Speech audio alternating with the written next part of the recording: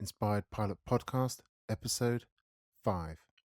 Something's not right with you or the plane, and then you go anyway and you wish, I wish I was down there. So listen to your gut. I think that's the best advice. Someone's told me if something doesn't feel right, don't go. Welcome to the Inspired Pilot Podcast with your host, Marvin Robinson. Inspiring stories from inspiring pilots from around the world. Okay, welcome to the Inspired Pilot Podcast. This is your host, Marvin Robinson, and I'm very excited to introduce today's featured inspiring pilot, MayCay Beeler. Welcome, MayCay, to the show. Are you ready to inspire today? Absolutely can't wait. Thanks for having me. Fantastic. Let's go.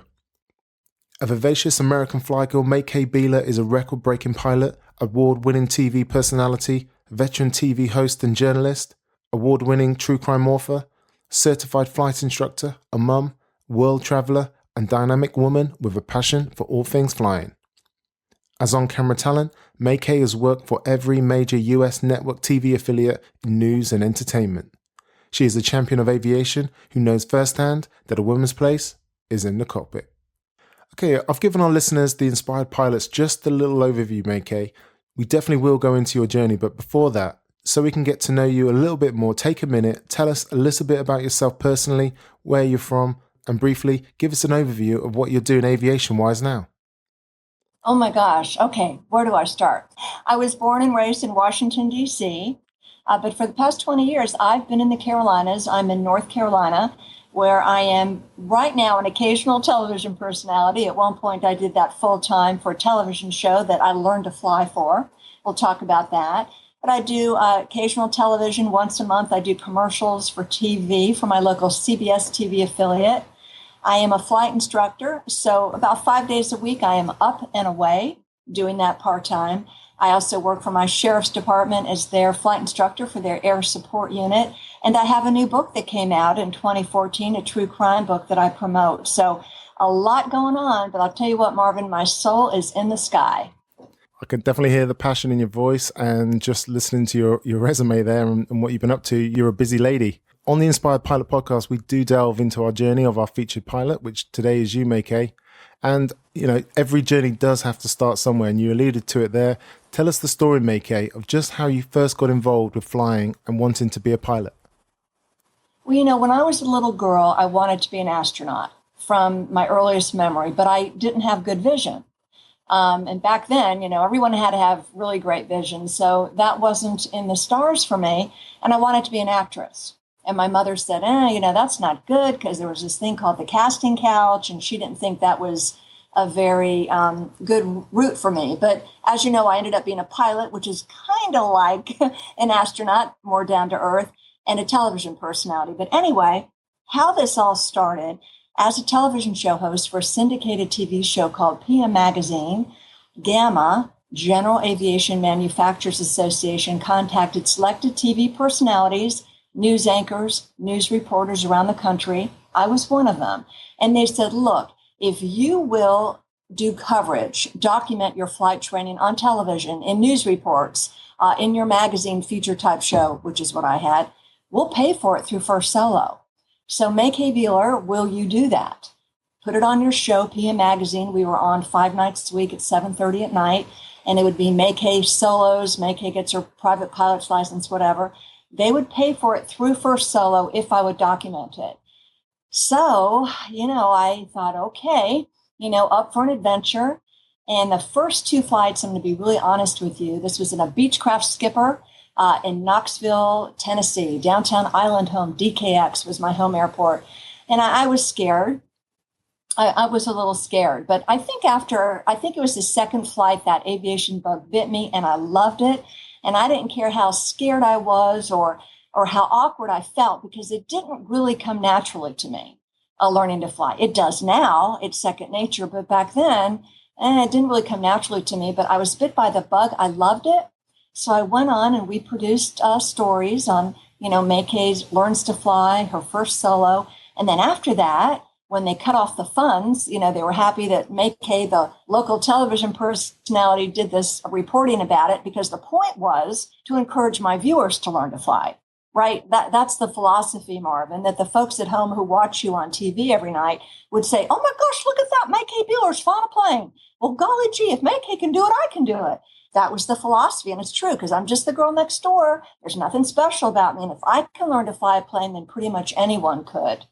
So I loved it, and the TV shows I did on it were inspired quite a few people, and then I went on my own. And then, of course, I had to pay for the rest of my training, but got my license, flew with the famous 𝗟𝗏𝗡. She was like the oldest flight instructor of her day. Very famous in the Guinness World Book of Records, even to this day, even though she's passed on. I flew with General Chuck Yeager, got all my ratings, did world records, flew with Dick Rutan and Gina Yeager. I could go on and on. I guess my point is that through this television assignment, it changed my life, and it crafted it in the most incredulous way. I can definitely hear how grateful you are for that opportunity, but you definitely sounded like you grabbed that opportunity and ran with it. You mentioned also that it didn't come naturally for you initially, and that sort of leads us into our next section, the challenges. Take us back to that time in your life when, during this initial training, when you thought, this is really hard, it's not coming natural. What did you find challenging, and how did you overcome this? Well, I think it's the multitasking. I think we all look at all those instruments and think, oh my gosh, I have to look at all these instruments and know what they're doing and make the right actions and moves, and look outside the cockpit and look for traffic and know what I'm doing with my feet and my hands, and talk to ATC and be aware of weather and make good decisions. And I have to feel good and be at the top of my game and have a flight plan and know where I want to go and what I want to do, and know how to take off and land in crosswinds in different conditions. And most importantly, though, have the confidence to do it and the good judgment skills. So, there's a lot going on in this, and it wasn't that hard. It was overwhelming. And I think a lot of people think, oh my gosh, how can you do all that? Look at all those instruments, look outside, fly the plane, keep your wits about you. And eventually it comes naturally, right, Marvin? It does in time, but initially it's focus. Focus, focus, focus. And that, I think, is what I'm referring to. And I know as a flight instructor, a lot of students will say to me, there's so much going on. So I just try to teach them a little bit at a time. We master this, then we go to the next thing. But we make sure we master, and I introduce things slowly, a few things at a time. So for me, and I didn't know any girl pilots. I was with a whole bunch of guys, and they were looking at me like, oh, here's this TV personality. I wonder how she's going to do. So I didn't really have a lot of support. I was kind of on my own with that, but I found my way, and boy, am I glad I did. I love that. So you basically mentioned the word several times, focus. So there is a lot going on, and I personally found the flying was very natural, but when it was a case of talking, flying, and navigating at the same time, I found it very difficult. But like you said, focus and concentrate on the job in hand, and the rest is history. We're here.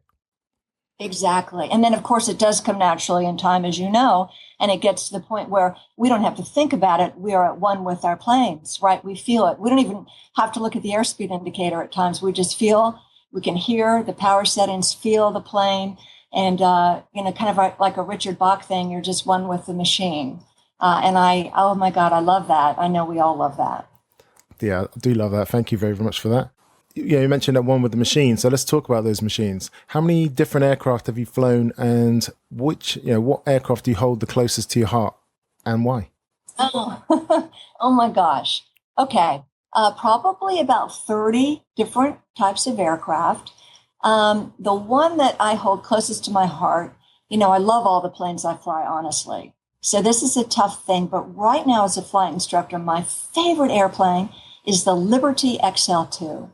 She is the most modern, sophisticated trainer in the world. I should say piston trainer in the world. She's run by a FADEC, a full authority digital engine control, which is unusual for a trainer. So it's a two-place aircraft. It has a stick. It's low wing, great visibility. It's composite. It's a green airplane, only burns about 5 gallons an hour, made by Liberty Aerospace. Wow. Sexy, sassy little airplane. I just love it.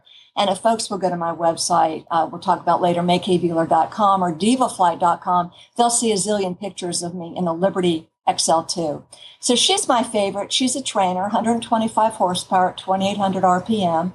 But she's 21st century, and that's what I love about her, because we have so many, aging aircraft in our fleet. It's a joy when you find new aircraft. And then my second plane that I love more than anything is the Beechcraft Bonanza BE-35 V-tail. I love the V-tail. Yeah, the 𝗣𝗂 had a checkered history in the past with some bad press, but the Beechcraft Bonanza is definitely a beautiful aircraft. I love it. Absolutely. Just quickly going back to the Liberty, is that a Rotex engined aircraft? Is that one of the new? No, Marvin, it's a good question. No, this is a real, a standard Teledyne Continental IO-240B. It's IOF, fuel injected FADEC. 240B, 125 horsepower at 2,800 RPM. So it is Teledyne Continental. It is a traditional, I should say, airplane engine, not the Rotax. However, Liberty Aerospace has been bought by Discovery Aviation, and they're working on the next generation Liberty. And I think, and I might be wrong, I think they're going to put a Rotax in that. Okay, excellent. And those Rotax 912s are great engines, and I've flown those in a couple LSAs that I fly for the sheriff. So love the Rotax as well, but the Liberty XL2 that I'm flying now has Teledyne Continental in it. So it's a proper aircraft then. Right, exactly. I said that tongue in cheek. I know, it's a proper, yeah. Okay, let's go on to your journey now. So you learned to fly as part of the TV program. You grabbed the opportunity, you ran with it. And then you mentioned earlier that there were a couple of spin-off shows. Could you sort of go into that, and can you explain about the spin-off shows? Right. Well, the TV show I was on, PM Magazine, was what we call a magazine show, but it's on television, but they have features, entertainment, features, fun stuff. It's just not all hard news, although I have been a hard news reporter as well. So I had the joy of traveling the world and meeting different people and celebrities and doing different stories. And one of them that was significant for me, Gina Yeager and Dick Rutan, they flew around the world in 1986 in the Voyager. I don't know if you remember that. It was nonstop or non-refueled around the world flight. Burt Rutan, the famous Burt Rutan, designed it for Dick. And, I had the joy of meeting them and interviewing them and doing a story about that, and became good friends with Dick. And he and Gina both encouraged me at some point to do world records in an aircraft. Well, how am I going to do that? I'm not as good or smart or talented as they are. I don't know how that would ever happen. But they really encourage you. If you have a dream in your heart or guts and determination, you can pretty much accomplish anything. So they're pretty inspiring. And, when you know it, one day I had the opportunity. And this was through doing another television show for PM Magazine. We had a startup aircraft company here in the Greensboro, North Carolina area called the Quest Air Venture. Now, this was an experimental aircraft. It was quite famous back in its day in the late 80s and early 90s. It was called the fastest egg in the East.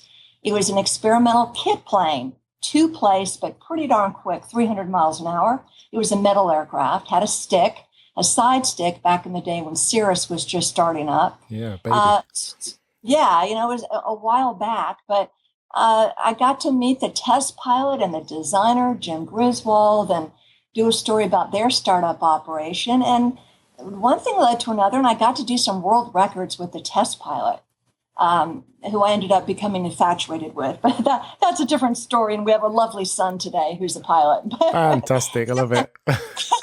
You never know where things will lead, Marvin. I agree with anyway. that. The beauty of flight.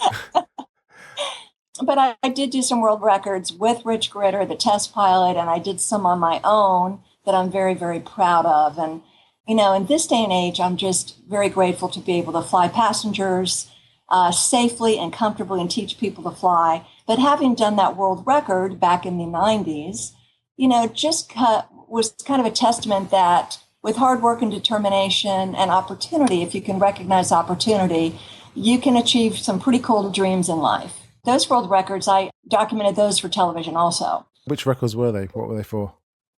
Oh my goodness. Well, there were quite a few. The one I'm most proud of, because it was just me and that bird, was a time to climb record to 3,000 meters or 10,000 feet. So the time to climb record, it was for the 𝗚𝗏𝗃𝗃, which is a class C-1B aircraft. 2 minutes and 31 seconds, up to 3,000 meters. Again, that's 10,000 feet. I did it on a very, very cold day in Reidsville, North Carolina. Just me and the plane. It was so cold outside. That airplane really screamed. And it was just so much fun. And I'm most proud of that. I did a couple with with Rich at the time, and we share some records together. And those were speed over recognized courses, different records like that. But my time to climb record, I'm the most proud of. And when you know it, the Exxon Flying Tiger stole that from me a couple years later. So wow, that's a good aircraft to be beaten by, but fantastic. Yes. But, that's what you're supposed to do, is go and break people's records and make new ones. So that's what it's all about. Evolution of flight. Yes. Yes. Okay, so you also mentioned that you are a certified flight instructor. You learned to fly with the TV show, but then what drove you to be a flight instructor? You didn't need to be, right? Oh, yeah. I mean, that's just crazy. People kept telling me, oh, MayCay, you're so enthusiastic and you have so much passion. You'd be a great flight instructor. And I go, oh, no, I don't know. I never thought I would be a flight instructor. I was busy in television, and then I was a mother and did all these different things in life. And I never thought I'd be a flight instructor. And people kept telling me, MayCay, you need to be a flight instructor. They also tell me I need to sell airplanes. But anyway, it just happened. I went through, it took many years, got all my ratings. And it just seemed natural to become a flight instructor. And I did that when I was pregnant. I did my CFI check ride when I was almost 9 months pregnant with my son. So the FAA gave him an honorary temporary pilot certificate that day I passed my check ride. Beautiful. One for him isn't that cute? That is I know, very cute. since he was in utero, so to speak. Yeah. He was along for the ride, and I was quite big there. But it was just people telling me, come on, you need to do it, you need to do it. And I can hear the enthusiasm in your voice, Marvin. I know you love it. I think you would be a good flight instructor too. And that's how it happened. Wow, it's funny you say that. I've taken a few people flying, and I love sharing the beauty of flight with friends and family. I'm giving them an experience which they may not have had before. So where I've actually gone through and sort of explaining everything, a lot of people have said, hey, you should be a flight instructor. And it's actually something I'm considering now. Well, I hope you do, because they tell you that for a reason.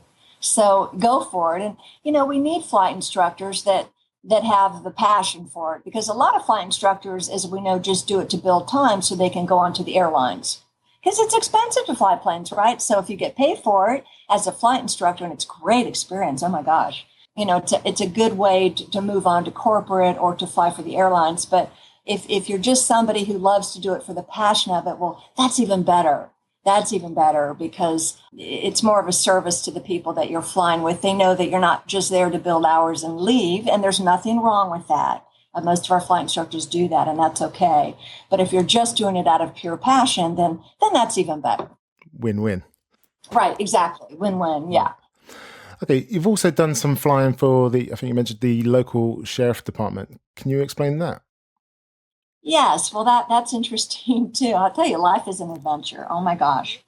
Anyway, we have a light sport aircraft the Department of Justice has given our local sheriff's department. We have an air support unit, and they reached out to me to be their flight instructor. So really what I do in that role is when we got a new light sport aircraft, I checked myself in it and then checked out our sheriff's deputies who are pilots. We have 3 of them who are already pilots. And I check them out in the aircraft, make sure they're safe and comfortable in it. And then I do their recurrent training, their biennial flight reviews or recurrent training for them. Once in a blue moon, I get to go on a mission, but that's rare. And normally my duties are just to keep them current and safe in the aircraft. And it's really fun because we have light sport aircrafts for that, which is modern day technology. And we get to go up and fly around and look for the bad guys, or look for marijuana fields, for contraband, different stuff like that. Occasionally you go out and look for bad guys. Can you sort of give us one example, one story of when you went out looking for bad guys? Okay, so really with the Sheriff's Department, my job is as a flight instructor. So it is rare that I would be in a situation to go out on a mission, but I have on one or two occasions. And really my job is to fly the plane over, let's say, a target area where let's just say the bad guys might be meeting, doing a drug deal, and I will circle over that location. And then when they decide to leave, we would follow them to the next location and then to their home or whatever.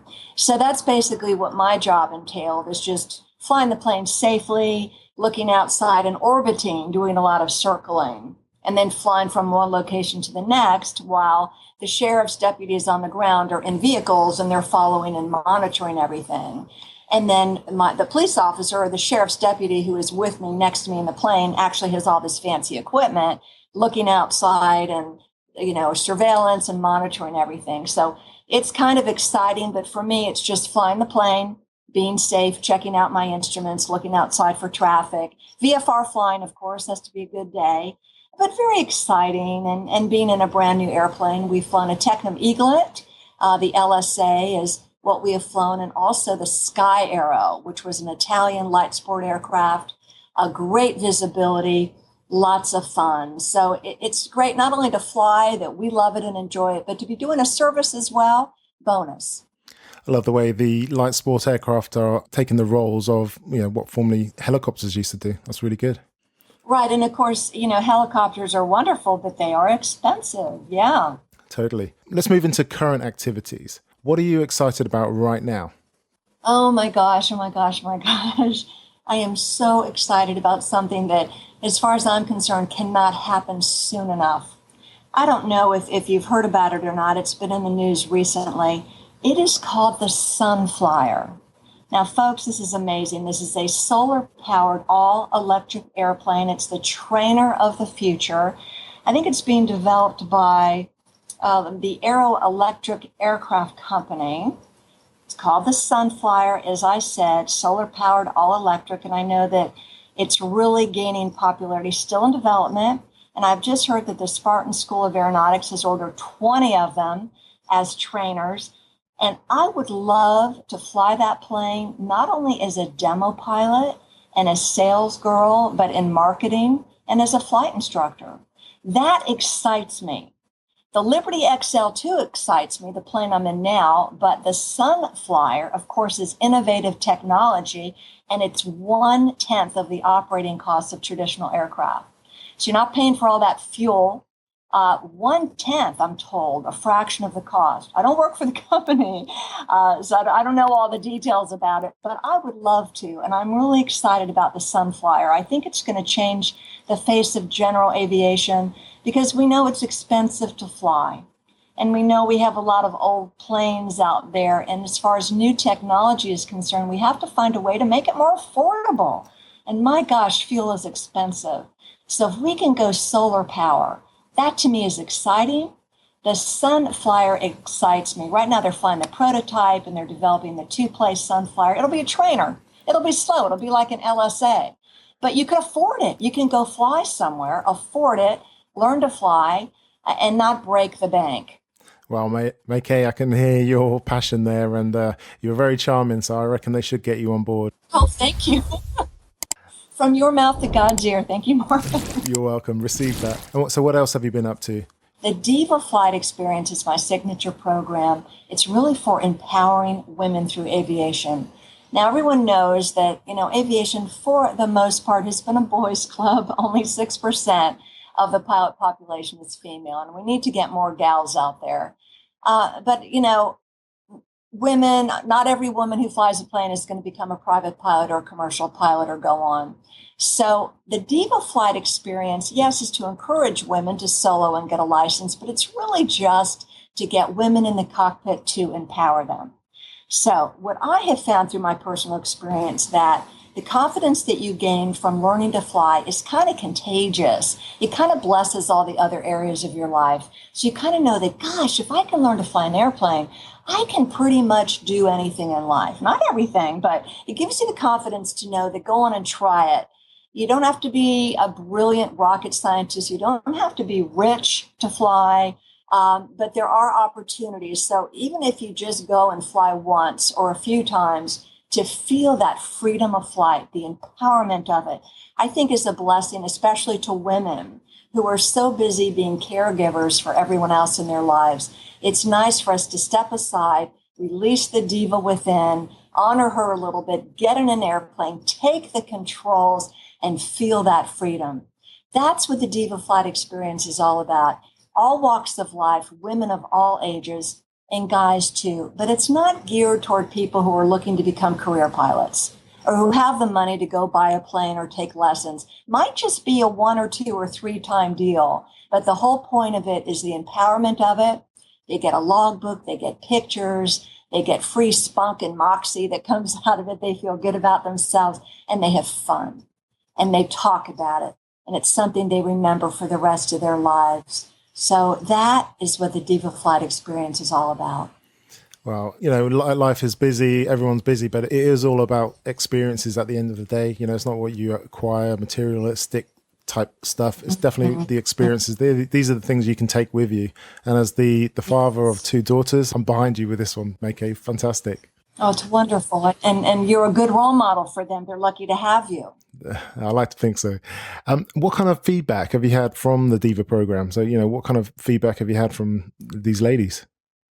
Well, if folks go on the internet and they go to divaflight.com, the Diva Flight experience, there's all sorts of pictures there. And the pictures will answer your question, the smiles on the faces of these ladies.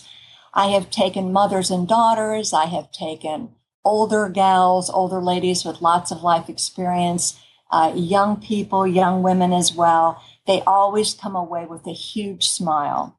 Now, I'll tell you, I do get a lot of interest in it, but how many women or girls actually show up is a small percentage. I'm going to be honest with you. I don't know why, but they will reach out. Oh, I read about you in a magazine, or I saw this and I want to try it. But getting them to actually come to me and try it, the numbers aren't as high as I would like. And sometimes they say, I want to do it. And then they go, oh, I can't do it. Oh, I could never do that. I'm afraid. No, you don't have to be afraid. Come on. The ones that do come, they love it. My whole goal is for them to feel comfortable and have fun. And of course, be safe, right? Safety is number one, but to make them comfortable. So I take pride in that. I take them in the mornings when the air is smooth. I take them on beautiful days. When I know that we're going to have a wonderful experience, we go slowly. I explain all the instruments to them. Of course, they fly. I have lots of patience for that.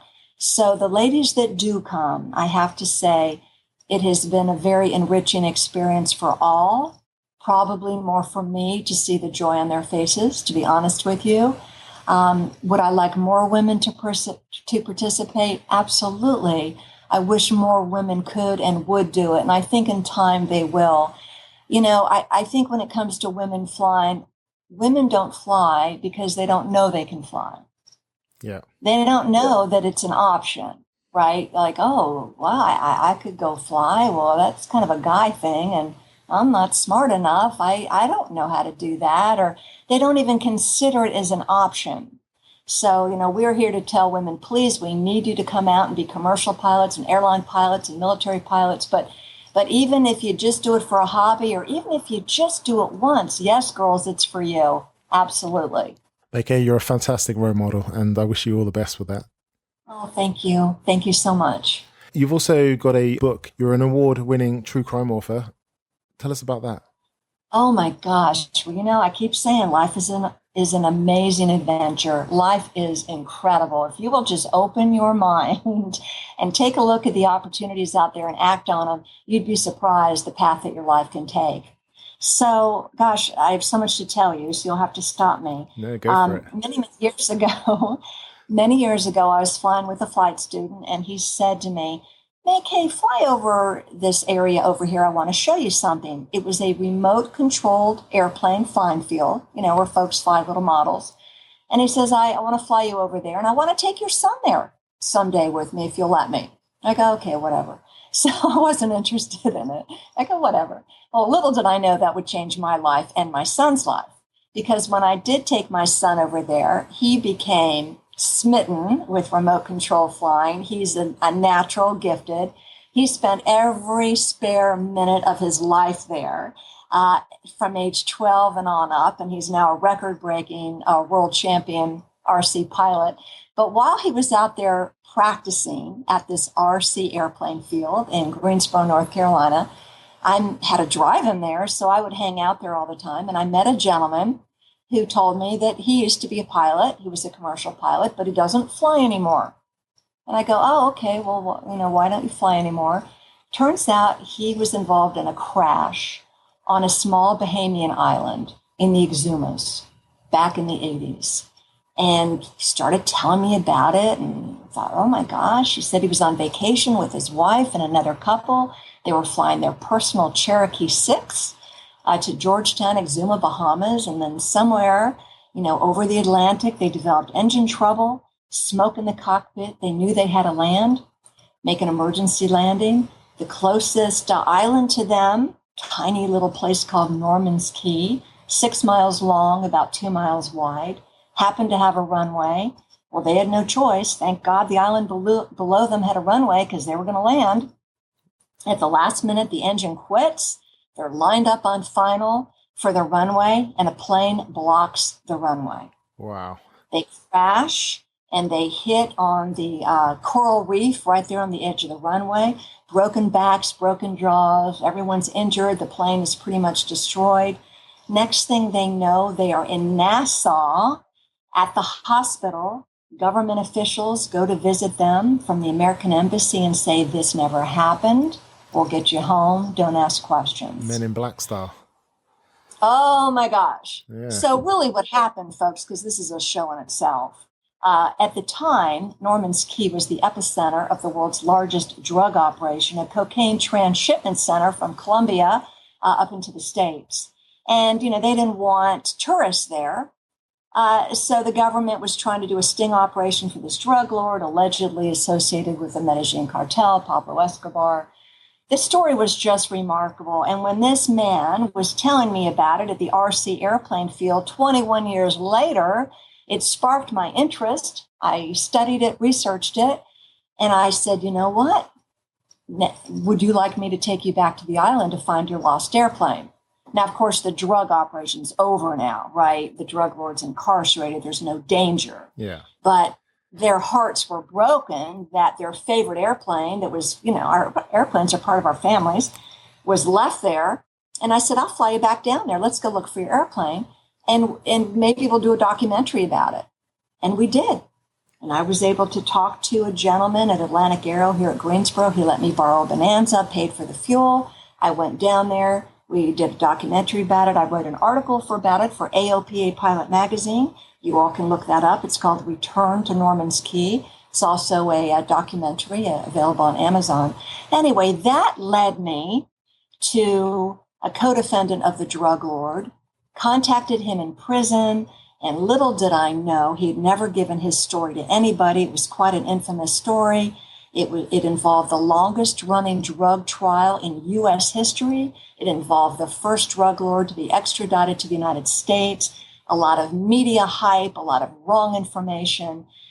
This particular guy that I reached out to didn't want to work with me, but guess what, folks? I ended up becoming the co-author of his biography and a character in the twist of fate ending of his life. The book is called Buccaneer, The Provocative Odyssey of Jack Reed, Adventurer, Drug Smuggler, and Pilot Extraordinaire. It is true crime. It's about a drug smuggler, and I don't condone drugs or drug smuggling or any illegal activity. Let's make that clear. Yeah. But this is one heck of an adventure story, and it's all true. All-American boy turned drug smuggler. Then he turned to this Robinson Crusoe type lifestyle in Panama. He was apprehended, thrown in jail, given 2 life sentences, even though he was a non-violent offender, because he wouldn't rat or snitch on the drug lord who was his best friend. And then it's got a twist of fate ending that I guess I was just kind of honored to participate in.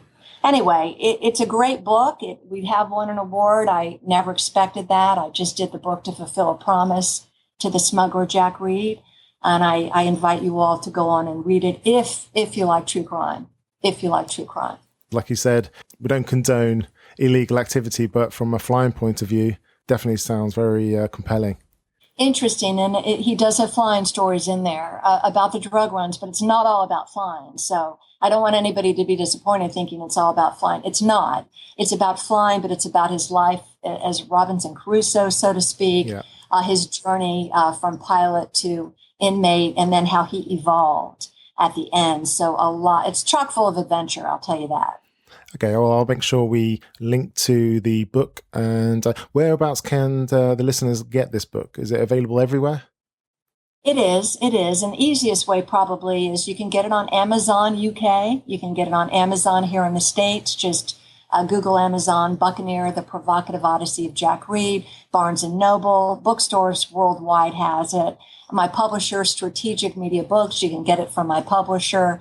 So in the bookstore, if it's not on the shelf, they'll order it for you, or you can get it online. Again, Amazon UK or Amazon. And I know you'll have the links to that. So it's very easy to get. No worries. I'll make sure that's in your show notes.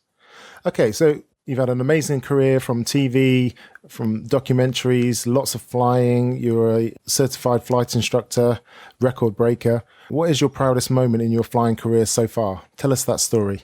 Well, this is tough. I've had a lot of wonderful experiences with my son, he soloed on his 16th birthday, got his license on his 17th, and we have wonderful flights together. Those are enjoyable. What comes to mind now is I'm the director of Aero Camp at 𝗵𝗂𝗃 International Airport, where we take young folks ages 12 to 16 and teach them about all things flying. And I've just had wonderful experiences with young people who have needed this uplifting experience in their lives, because you do get to know your students quite well and what challenges they may be overcoming and the joy it brings to them. That's huge to me. I think when I flew to the Bahamas, the crash survivors back to the Bahamas, to Norman's Key for the story that we did, when we found their lost airplane, guys. Wow, you found it. We found it on the last day, the wreckage, and they thought it was at the bottom of the sea, and we found it. And the story, if you look at if you get the documentary Return to Norman's Key on Amazon, it was shot on home video. It's not anything fancy, but I'm proud of it. The joy that it brought Dick and Jean, the owners of the airplane, when they found their Cherokee 6, and of course we saw the serial number. I mean, there was no doubt it was their plane. It was a very touching moment, and to be able to be a part of that, to be able to pilot them down there personally and find that and be a part of that closure in their lives, because that was huge for them. And it was at the end of 𝗑𝗪𝗓𝗄's life, both of the male pilots. The wives had gone along; they're still with us, but the gentlemen are deceased. So to be able to have done that and offered them closure in my role as a pilot, that feels good. It was enriching to me. Just like my aero campers and the folks that I fly with, it's enriching. I think it's, as you know, Marvin, we get probably more joy out of it, or as much as they do, just seeing the joy that they experience. Powerful stuff. Moving forward now. So what about your future plans or aspirations? What's the future for MayCay Beeler and her flying? To fly as long as I can, because health is everything. And if you can do something, folks, do it. Right, because life is short, and the older I get, the shorter I know life is. So I cherish my health, and to be able to fly every day. Every day when I drive to the airport, I'm so grateful. I think I get to fly today. I have the health to do it. I have the opportunity to do it. So if you can do something, do it. So I will continue to fly as long as I can. I hate putting this out there, and it's scary to put your dreams out there, because when you tell people your dreams, half of the folks don't care, and the other half probably secretly hope you'll fail. But I'm going to be optimistic and say I would love a job. I hate to say that, but I would love a job with the Sunflyer or an innovative aircraft like the Sunflyer that's a personal aircraft that I can get in and teach people in, demo it, sell it, so I can contribute to the future of general aviation. And I think that is in technology, like the solar-powered electric Sunflyer. Okay, MayCay, this is my favorite part of the show, the quick fire checklist. This is where I ask you a series of questions and you come back to us, the inspired pilots, with amazing and inspiring answers. How does that sound? Okay, here, let's go. Come on, bring it on. Let's go. What is the best piece of advice related to flying that you've ever received? To listen to your gut, And if something doesn't feel right, don't do it. You know, we've all heard that expression. It's better to be down here wishing you were up there than up there wishing you were down here. Of course, meaning that sometimes we make decisions that, well, I don't think I'm going to fly today. I don't feel right about it, or the weather's not good. Maybe it turns out it would have been perfect to go and you didn't go. So you're on the ground thinking, wish I was up there. All right, it's better to be in that situation than to be flying on a day where your gut told you, I wouldn't go. Not a good idea. The weather's not right. Something's not right with you or the plane. And then you go anyway and you wish, I wish I was down there. So listen to your gut. I think that's the best advice. Someone's told me if something doesn't feel right, don't go. Powerful stuff and very useful there. Do you have a favorite internet flying resource that you'd like to share with the listeners? Oh my gosh, I'm going to disappoint you. I don't think I do. I really don't. I use aviation weather all the time because weather is huge. And as a flight instructor, I beat that into my students every day. So the METARs and TAFs, aviation weather is big. But just as far as airports are concerned, AirNav, I like AirNav. You can pretty much get any instrument approach or any information about any airport on AirNav, at least in the United States. So that's what I use. Can you share one of your personal habits that you find useful and believe contributes to your flying success? I think taking care of yourself and feeling good and being healthy and well rested when you fly, because I do fly a lot now. I fly most days. I make sure I get some good sleep. I'm not a party girl, so I don't go out and party the night before or do anything like that. I am proud of the fact that I do take care of myself, and, you know, I take the responsibility of carrying passengers very seriously. So I think that contributes to my success, and always trying to be very mindful of my students and my passengers. How do you feel? Are you comfortable? How's that feel to you?